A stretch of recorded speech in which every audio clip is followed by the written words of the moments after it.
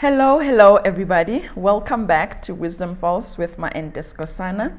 We will be doing the part 2 of our book review, Cleaning Up Your Mental Mess by Dr. Caroline Leaf.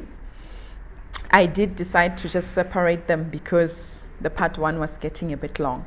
So we will just do the part 2 should not be very long, honestly, because I just want us to cover in terms of the practical steps, but I will not be explicit and specify everything about them so that you can also get yourself the book to read. Remember, this is not my work. This is Dr. Caroline Leaf's work. So it's important for me to cover just the nuggets so that you are still able to get the book for yourself as well.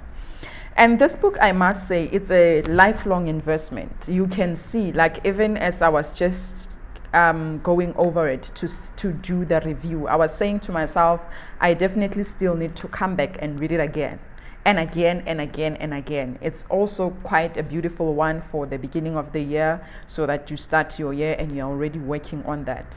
And in fact, speaking of a lifetime investment, even the 63 days process that Dr. Caroline Leaf speaks about in the book, she says that you don't just do that once. There are some thoughts that you need to do it once for, others you might need to repeat it. However, it's something that you use for the rest of your life. And I have realized that every single day you definitely need it.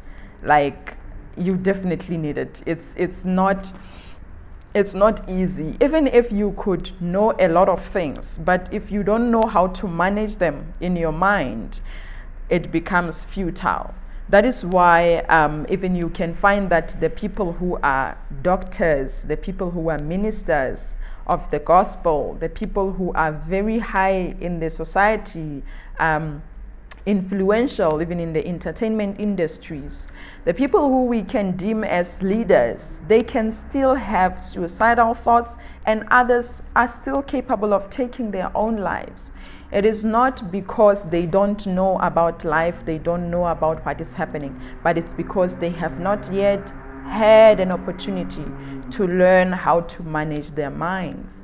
And this is not a once-off activity. It's a repetitive exercise that we need to do all the time. No matter the information you have, you must be able to know how to access it, how to use it, how to be able to see value outside of it. So let me not make this long as well. The practical application of the Neurocycle, like this one, I think everyone just needs to get the book and just be on that mode of, I want to understand this, because I still need to even read it the second time myself. When mind management done correctly, she says, it helps to facilitate the talk that is between the conscious, the subconscious, and the non-conscious mind. So this book, Shem, like, you will feel like you are communicating with your own brain. You will feel like you are given tools to know how to speak to the parts of your brain that don't normally speak to you, you know. So I love it. I love it so much. And I feel like, sure, everyone must just take this and do that for themselves. The steps that Dr. Caroline talks about, they are quite simple, applicable, and easily understandable. It's things that you might even have done or are doing even in your own life. However, having a scientific backup and understanding of what happens in the brain, which chemicals are excreted, which ones are being toxic to my mind, which ones are helping my mind, you know, you are now equipped to know how to deal with them. And those steps that are simple is really just about gathering the information that you have, being able to reflect on it, writing it down.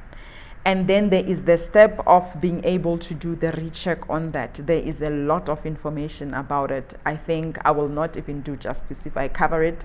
I'm just not going to cover it, as well as the last step of the active reach. You will read that for yourself. But they are quite important, they are quite useful, because she's able to show you how these steps are able to even rewrite your brain at a DNA level.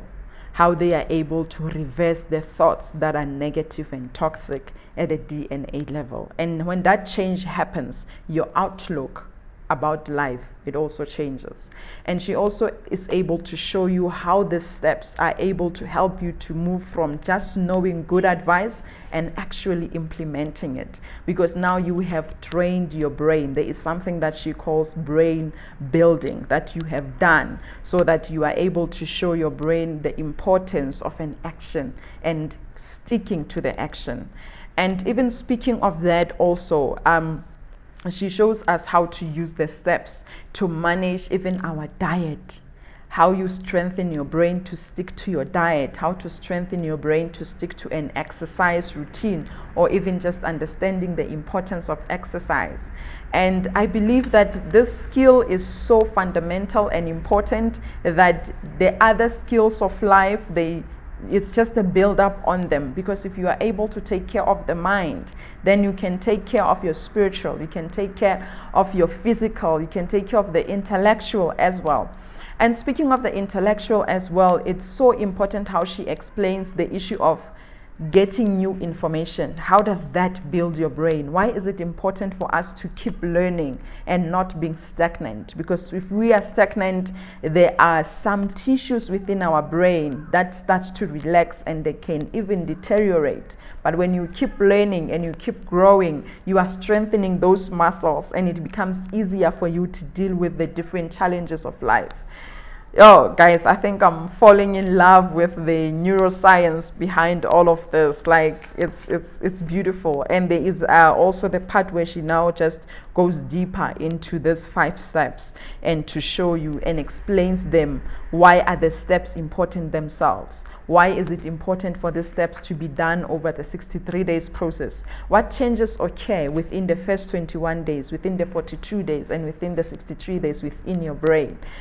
How do you become dominant to the thoughts that want to dominate you? It's just beautiful. It's just beautiful. And some of the core methods that she uses, it's the methods that are like your self-regulation, just to be able to regulate your mind, to regulate your brain, and to be able to just have a view of seeing what thoughts are coming and going.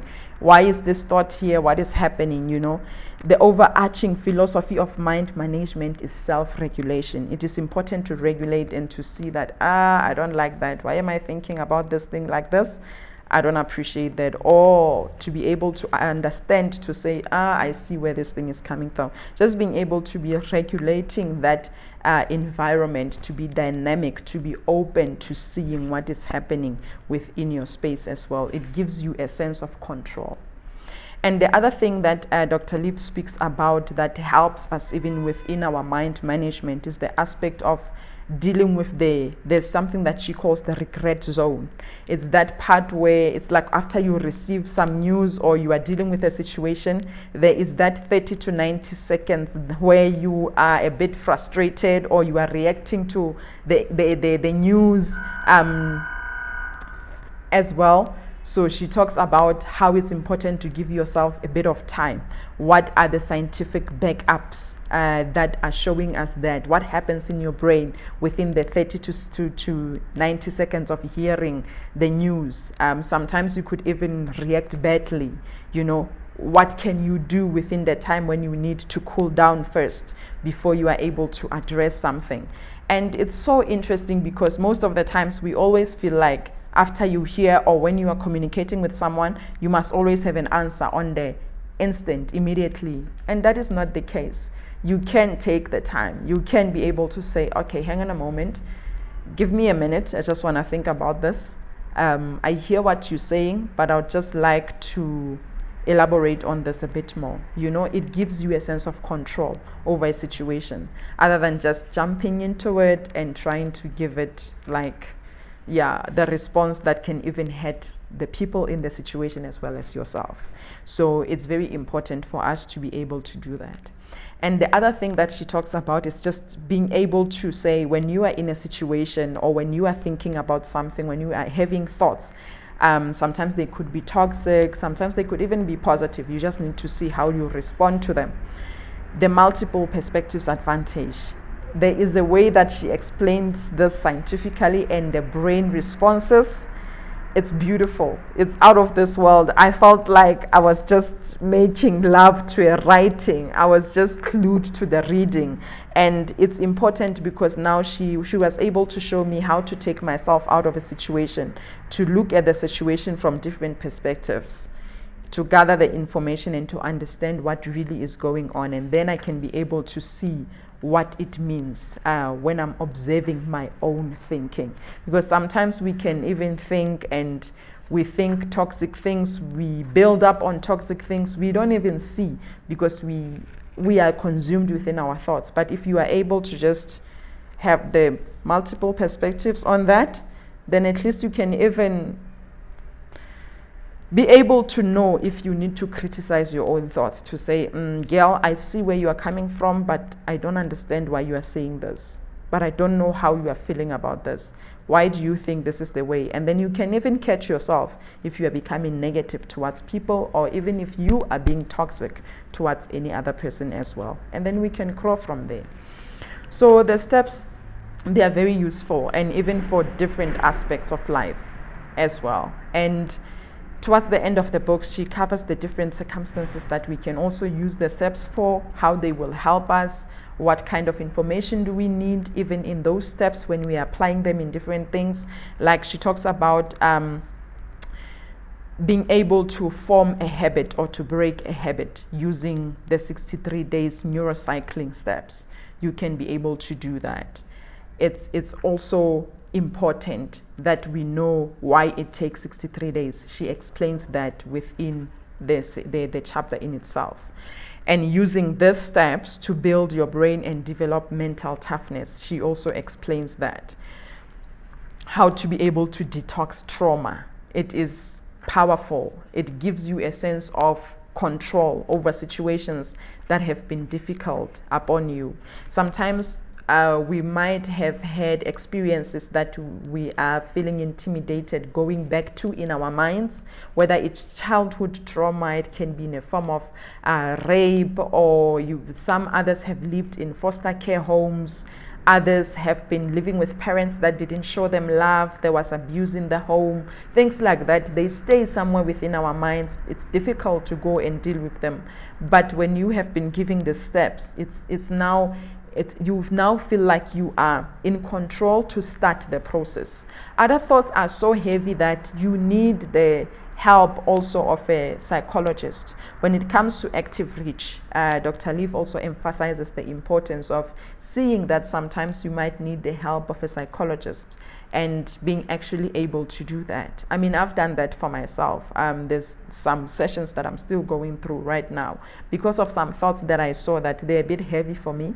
When I deal with them, I feel that I get consumed and overwhelmed. So I need someone with the knowledge to help me to understand what is going on, to hear me and to help me to decipher what is happening in my mind.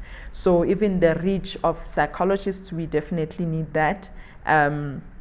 Or even if it's a trusted friend or a sister that you have or a brother that you have who can be able to help you, or even your pastors as well. Sometimes there are some that are able to deal with counseling matters also, because sometimes dealing with things on our own, they become more detrimental than they could have been. So I love the balance that Dr. Leaf shows us to say, in as much as I'm equipping you at a personal level, I also want you to know that you can be able to have active reach to other people, or even to the methods that you use to proclaim the positive thoughts to you, to know how to stabilize your mental environment. So this book is just quite packed. That's why I'm like, I didn't even know what to take out, what not to take out, but I'm very glad that we managed to speak about it so that you have a view of it as well. And I like this quote by Raymond Hall. It says, "Peace of mind is attained not by ignoring problems, but by solving them." Because many of us, we feel like if we leave things unattended, like they are not giving us problems, but they're actually giving you more problems, because there is a way, the perspective that they give you that you are not conscious about, but you use it when you make your decisions. So let us take our time to deal with our minds, to give our minds room to know how we can navigate them, because that's where really everything is going to come from. How we deal with things that we are facing, how we deal with things that we are still going to face as well. And I believe that if we are not doing due diligence to that, it will also show in our own personal lives and in our other areas of lives also. How we use our mind to manage it, it is incredibly important. And I also love the concept of saying that you can use your mind to change your brain. It sounds like you're saying the same thing, but it's different things.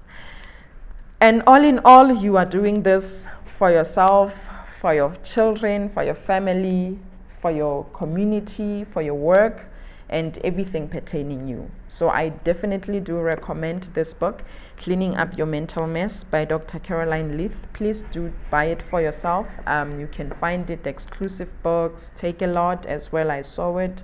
It's around 300 that you can be able to get it for. I'm sure even there might be some that are Amazon second hands as well that you can check even from that perspective. But thank you so much for being with us until we finish our book review. I hope that you have gathered one or two nuggets and you can be able to pick this book up for yourself, because we all need to take care of our mental mind. We need to take care of our mental health so that even our minds are active and effective on a daily basis. I love you guys so much. Let's continue to obtain wisdom one book at a time. This is Wisdom Falls with my Aunt Skosana. Let us see you in our next book review. I am already waiting to hear as you read how this one goes and what you are getting as your nuggets before we kickstart our next one. Thank you so much. Have a pleasant. Bye-bye.